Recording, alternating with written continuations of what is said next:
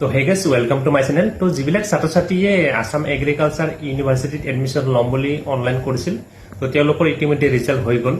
তো এতিয়া কাউন্সিলিঙৰ এটা নটিচ আহিছে। তো কাউন্সিলিংটো 29 জুলাইৰ পৰা আৰম্ভ হ'ব, 29, 30, 31 জুলাইলৈ। এই 3 দিনৰ ভিতৰত আপোনালোকে কাউন্সিলিংখিনি কৰিব লাগিব, তাত যাব লাগিব। তো যিখিনিয়ে 1500 ৰেংকৰ ভিতৰত আছে তেওঁলোকৰহে প্ৰথম এইখিনি কাউন্সিলিং হ'ব। তো এইখিনি কাউন্সিলিং হোৱাৰ পিছতহে বাকীবিলাক কাউন্সিলিং হ'ব। তো কাউন্সিলিঙৰ সময়ত কিন্তু আপোনালোকক PLC মেণ্ডেটৰী লাগিবই, কোনো ৰিচিপ্ট দি নহ'ব। তো আপোনালোকে যিমান পাৰে সিমান সোনকালে PLC খিনি বনাই লওক। তো লগতে আৰু কি কি লাগিব মই এইখিনি জনাই দিছোঁ।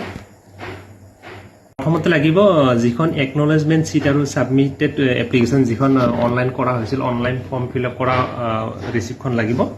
তো লগতে যিটো স্ক'ৰ কাৰ্ড ওলাইছে, মাৰ্কশ্বিটটো ওলাল, মানে যিটো ৰিজাল্ট ওলাৰ পিছত যিটো স্ক'ৰ কাৰ্ড ওলাল সেইটো লাগিব। 3 নম্বৰতে ক্লাছ 10 and 11ৰ মাৰ্কশ্বিট লাগিব আৰু পাছ চাৰ্টিফিকেট লাগিব। কিছুমান যদি ডিজিলকাৰৰ পৰা ওলোৱা আছে তথাপি একচেপ্ট হ'ব।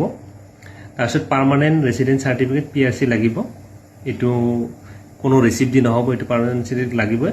ভেলিড প্ৰুফ অফ এজৰ ভেলিড এটা প্ৰুফ লাগিব, আধাৰ কাৰ্ড, মেট্ৰিকৰ এডমিট চাৰ্টিফিকেট, এনেকুৱা পান কাৰ্ড এইবিলাক হ'লে হ'ব। তাৰপিছত